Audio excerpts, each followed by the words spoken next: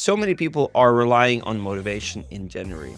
And I use the metaphor of building a fire where motivation in itself, it's only the match. And it will have a flame, of course, but it will only last for a short amount of time. And the common denominator of success is that a person has formed a habit of doing things that failures don't like to do.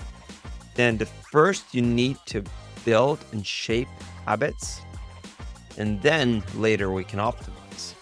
That's why I say that mental training and dog training are basically the same. One habit to build, one habit to break, and one habit to maintain. Hi, and welcome to the 16th episode of The Champion's Journey. My name is Christoffer Endresen. I'm your host, and I wanted to just start off with telling the purpose of this podcast if you are new to this podcast. The purpose of this podcast is really for you, an agility handler, or it could also be just a dog owner and doing some other sports, to listen to other people's stories so that it will help you to build a realistic expectations and a growth mindset.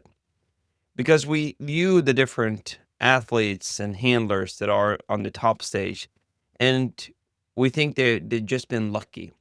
That's the general assumption that we have.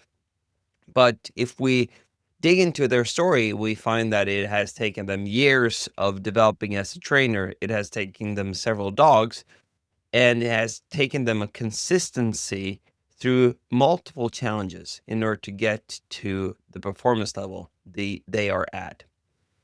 And that's the purpose of this story. But I also, in between those interview, want to give you some tools, some tricks, some content that can help you to develop, not necessarily as a dog trainer, because that's not where my competence lies, but how you can develop yourself as a handler, how you can develop your mental game, and so on. And today I really want to talk about habits because we're now in January, early start of the year, and a lot of people fall into the January motivation trap. I also made a video on YouTube describing this, and I think it's still an important message. So if you're listening to this podcast and you still want to check out the video on YouTube, go to Dog Agility Performance on YouTube and you will find it there. But so many people are relying on motivation in January. And as I used in that video, I used a metaphor of building a fire where motivation in itself, it's only the match. And it will have a flame, of course, but it will only last for a short amount of time. And as we get to February and that starts to creep in, the match starts to lose its power. It sort of goes out.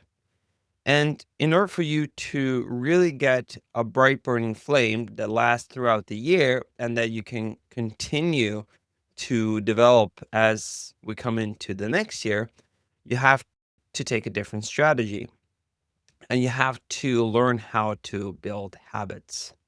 So, just to get it clear, motivation is great for starting, but it's terrible to maintain a certain behavior because we all know from past experience that it only lasts for a short amount of time.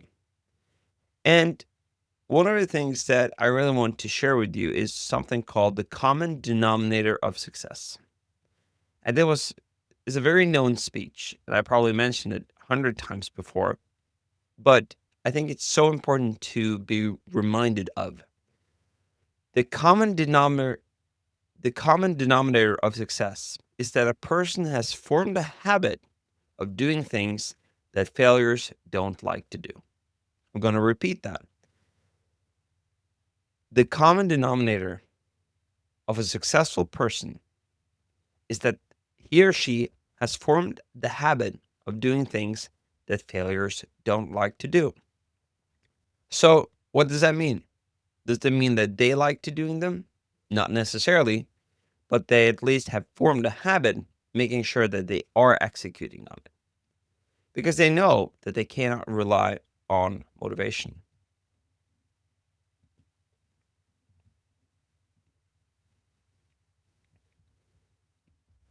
And one of the things that I see all the time is that People envision that the optimal routine is the best routine. And that could be true on a later stage. But what they tend to forget is that optimal routines aren't necessarily sustainable in the beginning because the demand that it takes, the requirements, the difficulty is too high. And this is an important message that you have to understand that first you need to build and shape habits, and then later we can optimize. And this makes so much sense when it comes to dog training. Let's say that the optimal behavior of a dog would be to jump at the tallest height for their class and grade. But that's not where you start. You don't start with the bar at that height. You don't even start with the bar. You remove the bar. You only have the wings of the jump. And this makes so much sense when it comes to dog training, but when it comes to ourselves and training ourselves and shaping ourselves, we expect ourselves to jump from the highest height from the get-go. One of my favorite books is the book Atomic Habits by a guy called James Clear. He talks about the 4 stages of a habit. And first stage is that you have a cue, and that cue creates a craving. The craving prompts you to have a response or do a set of behavior.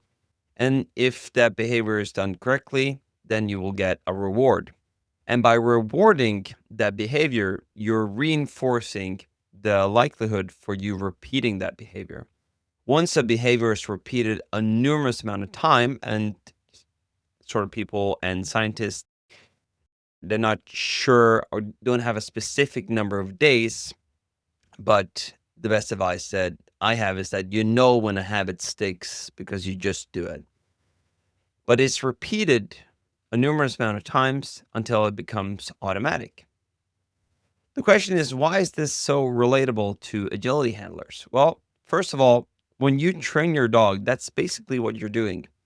You're giving your dog a cue, and through association, you're creating a craving towards a certain response because they know that if I do this behavior, I will get the reward that I want. And when you look at the whole game of agility, you're basically guiding your dog through an obstacle course, an unknown obstacle course in terms of how it's set up with the different sequences. And each obstacle has a cue, it has a solution, it has a desired response that you want.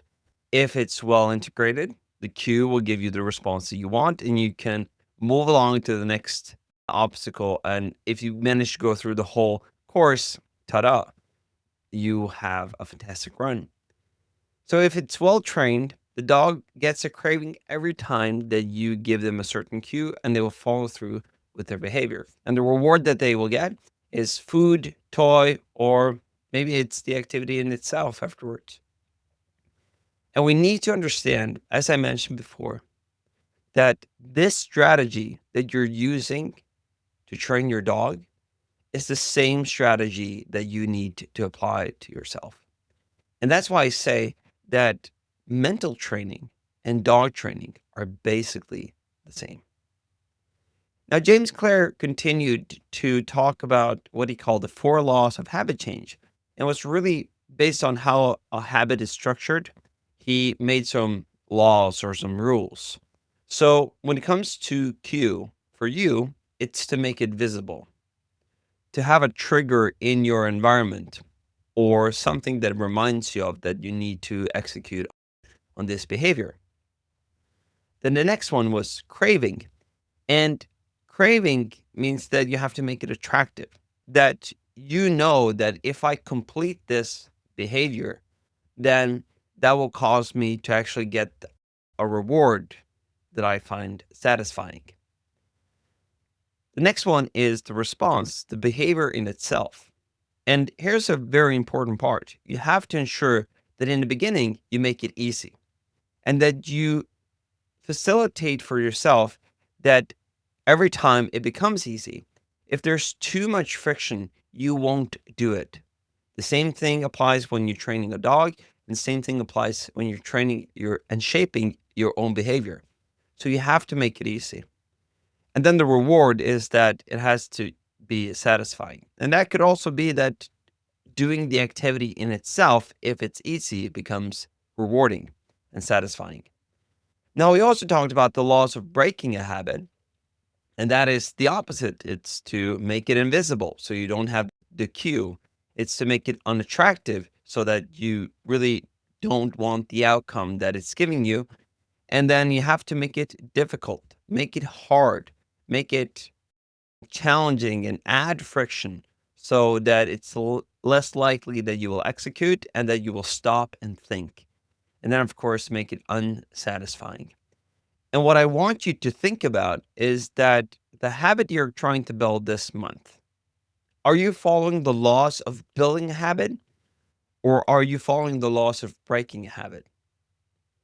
Because I know for sure that a lot of people, if they're trying to shape in a new behavior, the triggers in your environment, the cues, they aren't visible. They're often well hidden. Then you have to facilitate your environment so that it becomes visible, so that you see the cue, whatever that might be. Then another thing that I think is important is that a lot of people try to optimize from the beginning, as I mentioned before, but that is making it difficult. That is adding friction. And you have to remove that to the best of your ability. That means that you need to start smaller than you think. And that was a part of the message with the YouTube video that yes, you need a match, but you also need Tinder in the beginning so that you can leverage the motivation that you have. And that is small sets of actions. That could be a 2 to 5 minute action, just doing something. So if you don't have a habit yet of doing squats or exercises, or it could be training on jumping technique for your dog, then you have to facilitate so that you can do 2 to 5 minute training sessions with yourself or with your dog so that you can shape in that behavior. And it's all about getting in the reps. And every time you've done it, the behavior in itself, then you have to give yourself some form of reward. That doesn't have to be chocolate. It could be as easy as just having a calendar and checking it off, because that is giving you what we call a dopamine hit. So it's increasing executing the next time. So think about this. Are you actually helping yourself and facilitating for yourself so that it becomes easy to build a habit? Or are you actually trying to use the strategy of breaking one? If you're doing the last one, then you have to make changes. Ellie listens to a podcast, a Norwegian podcast made by some Norwegian doctors. It's called Open Journal. That's the translation of it. And they said something that really resonated with me. For each month, they focus on one habit to build, one habit to break, and one habit to maintain. And I really start to think about that in initially it seems like a very slow approach to things, that it will take a lot of time before you can sort of reap the benefits from it. But if you think about the compounding effect that that will have, it's huge. Just over a year, that if you can build one habit a month or approximately each month, then you will sit there with 8 to 12 new good supporting habits at the end of the year. And they're helping you working towards your goal. But if you can additionally break 8 to 10 habits that are not serving you anymore, that is integrated, that you're now stopping to do, 8 to 10 habits that you're quitting, that could actually give you extra speed towards working towards your goal. And if you also have 8 to 12 habits that you maintain and reinforce, well, my guess is that if you manage to do this by January next year, you will not be the same person. You will not have the same type of outcome.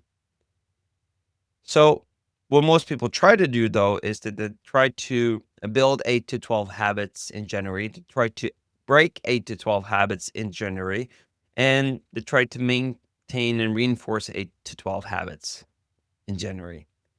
But what would happen if you actually spread it over the year? Now imagine using the same strategy again over 3 to 5 years or even 10 years. That's a dramatic change. And it all starts with building small habits in the beginning or building habits first.